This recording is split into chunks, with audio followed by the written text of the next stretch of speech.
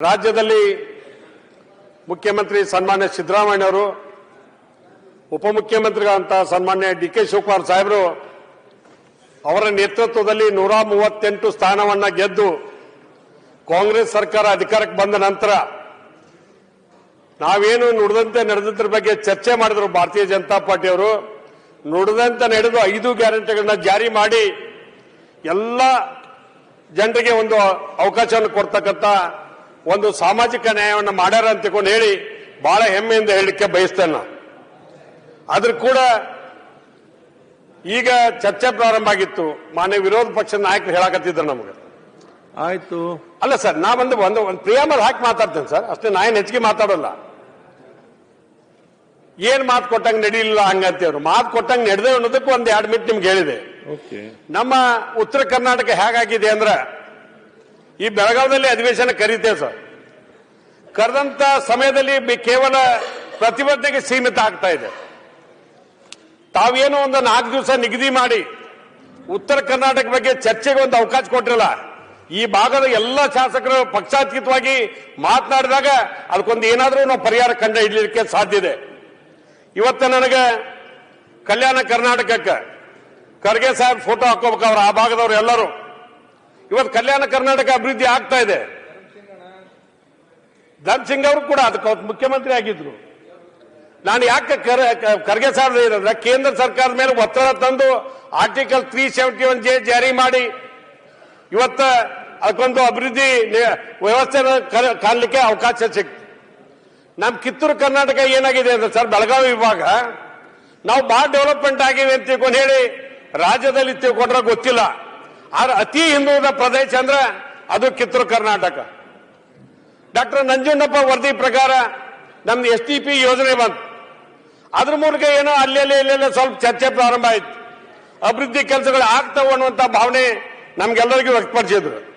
ಆದ್ರೆ ಅದಕ್ಕೂ ಕೂಡ SDP ಯೋಜನೆಯಲ್ಲಿ ಕಳೆದ ಬಾರಿ ಬಂದಂತ ಭಾರತೀಯ ಜನತಾ ಪಾರ್ಟಿ ಆ SDP ಯೋಜನೆ ಹಣವನ್ನು ಕೂಡ ತಾವು ಮಾತು ಕೊಟ್ಟಂಗೆ ನಡ್ಕೊಳಕ್ ಆಗ್ಲಿಲ್ಲ ಅಂತ ಹೇಳಿ KKDPಗೆ ವರ್ಗಾವಣೆ ಮಾಡಿದ್ರು. ನಾವು ಅದಕ್ಕೆ ವರ್ಗಾವಣೆ ಮಾಡೋದು ಬೇಡ ಅಂತ ಅನ್ನಂಗಿಲ್ಲ. ಎಲ್ಲಾ ಭಾಗಕ್ಕೂ ಅದು ಸರಿ ಸಮಾನವಾಗಿ ಹಂಚಿಕೆ ಆಗ್ಬೇಕು ಅನ್ನುವಂತ ಒತ್ತಾಯ ನಮ್ಮೆಲ್ಲರದು ಆಗಿತ್ತು. ಅದಕ್ಕೆ ನಾನು ವಿಶೇಷವಾಗಿ ಕಲ್ಯಾಣ ಕರ್ನಾಟಕಕ್ಕೆ ಕೊಟ್ಟಂತ 371J ತರನ ನಮ್ಮ ಕಿತ್ತೂರು ಕರ್ನಾಟಕಕ್ಕೂ ಕೂಡ ಅದಕ್ಕೆ ಸರಿ ಸಮಾನವಾದ ಒಂದು ಸ್ಥಾನಮಾನವನ್ನು ಕೊಡ್ಲಿಕ್ಕೆ ಇವತ್ತಿನ ವಿಧಾನಸಭೆ ನಡೆದಿದೆ. ಪಕ್ಷಾತೀತವಾಗಿ ಎಲ್ಲರೂ ಒಂದು ಒಕ್ಕಟ್ಟಿನ ತೀರ್ಮಾನವನ್ನ ಈ ವಿಧಾನಸಭೆಯಲ್ಲಿ ತೆಗೆದುಕೊಳ್ಬೇಕು ಅಂತ ಹೇಳಿ ತಮ್ಮ ಮೂಲಕ ಒತ್ತಾಯವನ್ನು ಮಾಡ್ತೇನೆ. ನಾವು ಕೇಂದ್ರ ಸರ್ಕಾರಕ್ಕೆ ಸರ್ ₹100 GST ತುಂಬಿದ್ರೆ ನಮ್ಮ ರಾಜ್ಯಕ್ಕೆ ಕೊಡ್ತಕ್ಕಂಥದ್ದು ಕೇವಲ ₹13 ಅಂತ. ಆ ₹13 ನಾವು ಈ ಮನೆಗಳಿಗೆ ಕೊಡ್ತೀವಲ್ಲ, ಸ್ಲಂ ಬೋರ್ಡ್ 7,50,000. ಅಣ್ಣ ಒಂದ್ ನಿಮಿಷ. ಸ್ಲಂ ಬೋರ್ಡ್ 7,50,000 ಅದ್ರಾಗ ಅವ್ರು ಕೇಂದ್ರ ಸರ್ಕಾರ ಕೊಡ್ತಕ್ಕಂಥದ್ದು ಕೇವಲ 1,50,000. ಪ್ರಧಾನಮಂತ್ರಿ ಆವಾಸ್ ಯೋಜನೆ ಅಂತ ಹೆಸರು. GST ಹೋಗುತ್ತೆ 1,20,000. ಮತ್ 30,000ಕ್ಕೆ ನಾವು ಇವತ್ತ ಪ್ರಧಾನಮಂತ್ರಿ ಆವಾಸ್ ಯೋಜನೆ ಅನ್ಬೇಕು ಹೇಗೆ? ಅದಕ್ಕೆ ಇದ್ರ ಬಗ್ಗೆ ಸರ್ಕಾರ ವಿಚಾರ ಮಾಡಿ ಕೇಂದ್ರ ಸರ್ಕಾರಕ್ಕೆ ಇನ್ನೂ ಹೆಚ್ಚಿನ ಅನುದಾನ ಕೊಡಬೇಕು ಅನ್ನೋದ್ರ ಮೂಲಕ ಕೊಡಬೇಕು ಅನ್ನುವಂತ ಒತ್ತಾಯವನ್ನು ಮಾಡ್ಬೇಕಂತ ನನ್ನ ಅಭಿಪ್ರಾಯ. ಈಗ ಕೇಂದ್ರ ಸರ್ಕಾರ 1,50,000 ಕೊಡುವುದು, ಪ್ರಧಾನಮಂತ್ರಿ ಆವಾಸ್ ಯೋಜನೆ ಅಂತ ಹೆಸರಿಡುವುದು, ಹೆಸರಿಡೋದಕ್ಕೆ ನಂದು ವಿರೋಧ ಇಲ್ಲ. ಹೆಚ್ಚಿನ ಅನುದಾನ ಕೇಂದ್ರ ಸರ್ಕಾರ ಕೊಡ್ಲಿ ಅನ್ನೋದು ನಮ್ಮೆಲ್ಲರ ಒತ್ತಾಯ. ಆದ್ರೂ ಕೂಡ ಈ ಬರಗಾಲ ಮತ್ತು ಅತಿವೃಷ್ಟಿ ಬಂದಾಗ ಸರ್, ಈ ಸಲ ದೊಡ್ಡ ಪ್ರಮಾಣದಲ್ಲಿ ಮಳೆ ಆಯಿತು. ಎಲ್ಲ ಹೊಲದಲ್ಲಿ ನೀರು ನಿಂತು ರೈತರು ಕೈ ಒಂದು ತುತ್ತು ಬಾಯಿಗೆ ಬರಲಿಲ್ಲ ಅಂತ ಹೇಳಿ ಬೆಳೆನೇ ಬರಲಿಲ್ಲ. ಬೆಳೆ ಬರೆದಂತ ಸಂದರ್ಭದಲ್ಲಿ ಆ ಬೆಳೆದಂತ ಬೆಳೆಗಳು ಆ ನೀರಿನಲ್ಲಿ ಹಾಳಾದದ್ದು ನೋಡಿದ್ರೆ ಒಂದೊಂದ್ಸಲ ನಾವು ಕ್ಷೇತ್ರ ಬಿಟ್ಟು ಹೊರಗೆ ಬರಲಿಲ್ಲ. ಪರಿಸ್ಥಿತಿ ಹಂಗಾತು. ಆದ್ರೆ ಸಹಾಯ ಮಾಡಕ್ ಹೋಗ್ಬೇಕಂದ್ರೆ ಮತ್ತು SDRF NDRF ಗೈಡ್ಲೈನ್ಸ್, ಆ ಗೈಡ್ಲೈನ್ಸ್ ತಿದ್ದುಪಡಿ ತರಬೇಕು ಅಂತ ಮುಖ್ಯಮಂತ್ರಿಗಳು ಕೇಂದ್ರ ಸರ್ಕಾರಕ್ಕೆ ಪತ್ರ ಬರೆದ್ರು. ಇವತ್ತಿಗೂ ಅದಕ್ಕೆ ಉತ್ತರ ಬರಲಿಲ್ಲ. ಅದು ಪರಿಹಾರ ಕೂಡ ಹೆಚ್ಚು. ನಾವು ಕೇಳಿದ್ದು 18,000 ಕೋಟಿ, ಬಂದದ್ದು ಮಾತ್ರ ಕಡಿಮೆ.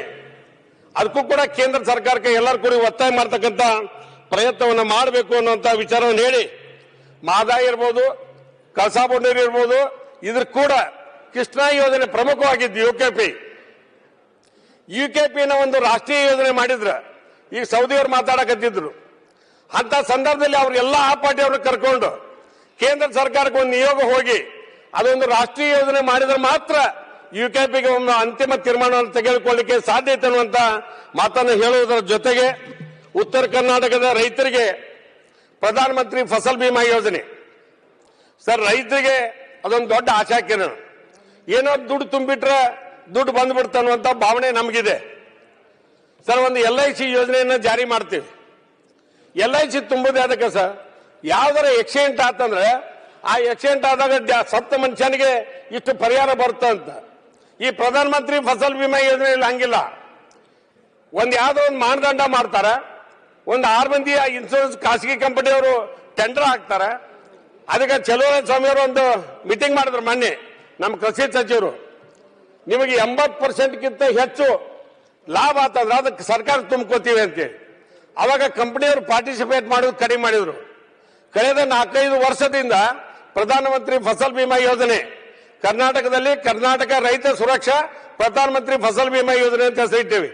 ಆ ಯೋಜನೆಯನ್ನ ರೈತರಿಗೆ ಸರಿಯಾಗಿ ತಲುಪಿಬಿಟ್ರೆ ನಮ್ಗೆ ಪರಿಹಾರ ಕೊಡುವಂತ ಸಂದರ್ಭದಲ್ಲಿ, ಹಾನಿಯಾದಂತ ಸಂದರ್ಭದಲ್ಲಿ ಮಾತ್ರ ಕೊಡ್ಲಿ. ಅವರು ಉಳ್ಕಿದ ಟೈಮ್ದಾಗ ಕೊಡೋದೇನು ಅವಶ್ಯಕತೆ ಇಲ್ಲ. ಅದಕ್ಕೆ ನಾನು ಸರ್ಕಾರ ಅದಕ್ಕೆ ಒತ್ತಾಯ ಮಾಡಬೇಕು, ಕೇಂದ್ರ ಸರ್ಕಾರ ಸಹಕಾರ ತಗೋಬೇಕು.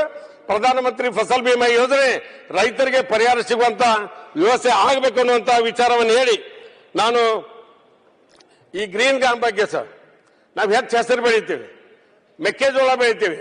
ಇವತ್ತ ಕಬ್ಬಿನ ಬೆಳೆ ಹೆಚ್ಚು ಮಾಡ್ಬೇಕಂತ ರೈತರು ಹೋರಾಟ ಮಾಡಕತ್ತಾರ. ಅವ್ರಿಗೆಲ್ಲ ಪರಿಹಾರ ಮಾಡ್ಬೇಕಾದ್ರೆ MSP ಇಂಪಾರ್ಟೆಂಟ್. MSP ದರ ನಿಗದಿ ಮಾಡೋದ್ನಾಗ ದೊಡ್ಡ ದೊಡ್ಡ IAS ಆಫೀಸರ್ ಕೊಡ್ತಾರೆ. ಯಾರಿಗೂ ಹೊಲನಂತ ಗೊತ್ತಿರೋದು ಸರ್, ಅವ್ರು ರೇಟ್ ಹೆಂಗ್ ಫಿಕ್ಸ್ ಮಾಡ್ತಾರೆ? ಗೊಂಜಾಳ ಬೆಳಕ್ಕೆ ಹರಗಕ್ಕೆ ಎಷ್ಟು ಬೇಕು, ಕಳೆ ತೆಗಿಯಕ್ಕೆ ಎಷ್ಟು ಬೇಕು, ಅದೇನು ಲೆಕ್ಕನೇ ಇರೋದಿಲ್ಲ ಅವ್ರಿಗೆ. ಅವ್ರು ಕುಂತ ಒಂದು MSP ದರ ಫಿಕ್ಸ್ ಮಾಡ್ತಾರೆ. ಕೆಲವೊಂದು ಇಬ್ಬರು ರಾಜ್ಯದಿಂದ ಒಬ್ಬೊಬ್ಬ MLAಗಳನ್ನ ತೋಲಿ ರೈತರ ಪರವಾಗಿ ಅನುಭವ ಇದ್ದಂತವ್ರನ್ನ, ಒಬ್ಬ ರೈತ ಪ್ರತಿನಿಧಿಗಳನ್ನ ತಗೋಲಿ, ಎಲ್ಲರೂ ಸೇರಿಸಿ ಒಂದು MSP ಕಮಿಟಿ ಮಾಡಿದ್ರೆ ಏನೋ ಮಾಡಕ್ ಸಾಧ್ಯ ಇದೆ. ಅದಕ್ಕೆ ನಾನು ವಿಶೇಷವಾಗಿ ಪ್ರಾರ್ಥನೆ ಮಾಡಿದ ಉತ್ತರ ಕರ್ನಾಟಕದ ಅಭಿವೃದ್ಧಿ ಸಲುವಾಗಿ ಇವತ್ತೇನು ತಾವು ಅವಕಾಶವನ್ನು ಎಲ್ಲಾ ಶಾಸಕರು ಕೊಟ್ಟಿರಿ, ಆಯಾ ಕ್ಷೇತ್ರದ ಬಗ್ಗೆ ಎಲ್ಲಾ ಶಾಸಕರು ಏನ್ ಚರ್ಚೆ ಮಾಡಕತ್ತಾರ. ಇನ್ನು 2 ದಿವಸ ಸರ್ ಬರೇ ಹೋರಾಟಕ್ಕೆ ಪ್ರಚಾರಕ್ಕೆ ಈ ಅಧಿವೇಶನ ಬಳಸೋದು ಬೇಡ. ಉತ್ತರ ಕರ್ನಾಟಕದಾಗ ಸಭೆ ನಡೆದೈತೆ ಅಂದ್ರೆ, ಅಧಿವೇಶನ ನಡೆದೈತೆ ಅಂದ್ರೆ ನೀವೇನ್ ಬೆಂಗಳೂರಾಗ ಹೋಗಿ ಮಾಡಕ ಇದ್ರೆ ಬೆಳಗಾವಿಗೆ ಹೋಗಿ ಏನ್ ಮಾಡ್ತೀರಿ ಅಂತ ನಮ್ಮ ಕ್ಷೇತ್ರದ ಪ್ರಶ್ನೆ ಮಾಡ್ತಾರೆ. ಬರೀ ಪ್ರತಿಭಟನೆ ಮಾಡಿ ಹೊಳೆ ಬರ್ತೀವಿ. ನಾವು ಮಾಡೋದಲ್ಲ ಪ್ರತಿಭಟನೆ, ಸಾರ್ವಜನಿಕರು ಪ್ರಜಾಪ್ರಭುತ್ವದಲ್ಲಿ ಅವ್ರ ಹಕ್ಕು. ಆದ್ರೆ ಆ ವ್ಯವಸ್ಥೆಗೆ ಹೋಗಬಾರ್ದು, ಅಭಿವೃದ್ಧಿ ಆಗಬೇಕು, ಉತ್ತರ ಕರ್ನಾಟಕ ಬಗ್ಗೆ ಚಿಂತನೆ ನಡೀಬೇಕು.